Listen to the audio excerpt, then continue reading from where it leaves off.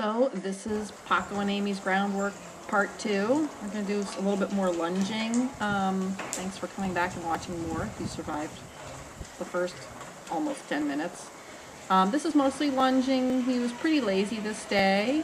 So he's going kind of slowly. You'll see me try to get him into a canter, and that doesn't go as well as it usually should. Can't remember if I said on the other video that he did proceed to be really, really good under saddle this day. I've been really trying to work with him on slowing down at the trot and the canter and going with a really loose rein, and those were both much improved. So here I'm having him change direction. Just by tilting my head towards the back, he should turn and face me and have his butt move out to the outside of the circle.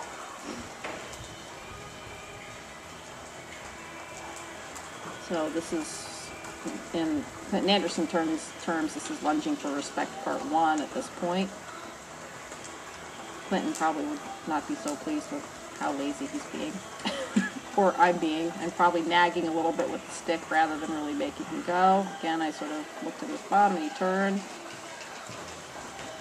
He's gotten so that he picks up on my cues, even when they're pretty subtle. At least in terms of stopping and turning around.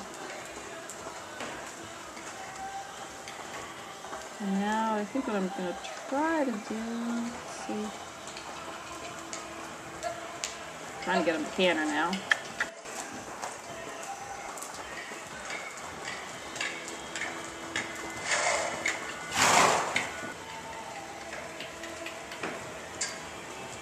And I had him change direction on now, and now we're doing a little bit of what's called circle driving. So I have my stick held out and the string is over the top of his back, and he's supposed to sort of jog around me in a circle, and I kind of jog along with him.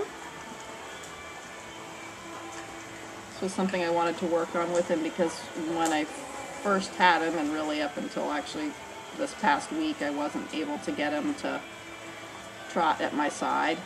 Didn't really understand that, so this was the first piece. He's getting a little treat right now. He loves treats. And now he's holding on to the stick. He also likes to grab things, and I probably shouldn't let him, but I do. So he holds the brushes when I'm grooming him, and it's a little bit grabby sometimes, but mostly he's a really good boy. Now we're going to start bleeding beside at the trot.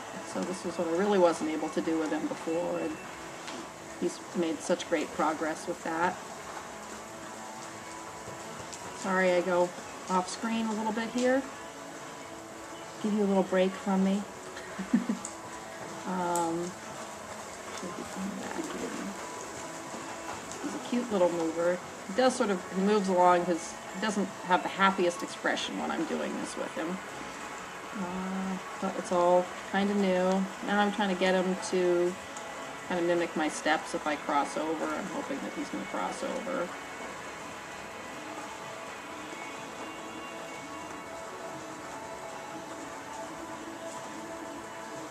It's all in hopes that as we go forward, I'll be able to do a lot of these things at liberty or off the lead line, and he'll follow me and imitate me.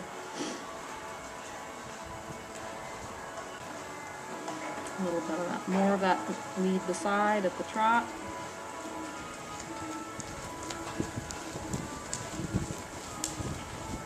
And he's gotten so he can read me if I lean forward or point my hand forward. He pretty much follows. Having him turn away from me when I'm leading him this way is still a work in progress. I did a little editing in there. No magic tricks, sorry.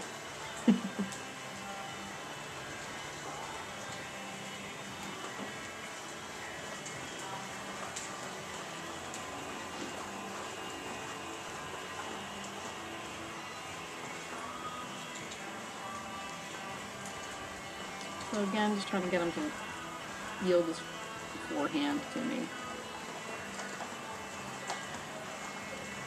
This is something I did in the first video. I try to sort of mix up the exercises just so that he doesn't get so used to everything being in a certain sequence. He seems to be a fellow that likes a lot of variety. And now I'm doing some desensitizing with the stick and line. And this is to help him not be afraid of loud noises and things moving fast around his head.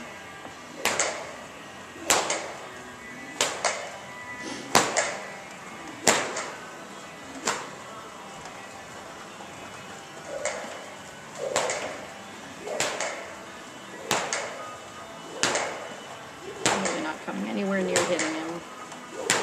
It's just something noisy.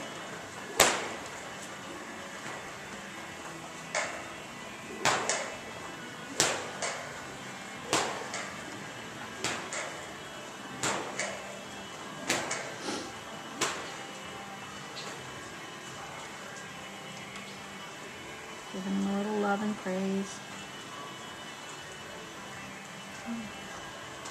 Just doing a little bit of desensitizing with the stick and string here.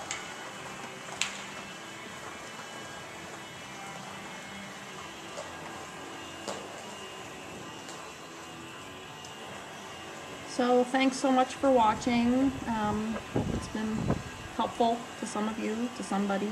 I'm doing this mostly to just keep a record, to look back on what Paco and I have been through. And I feel really thankful to all the people that have helped me through this process and that brought Paco into my life. I feel very fortunate. Take care. Thanks so much.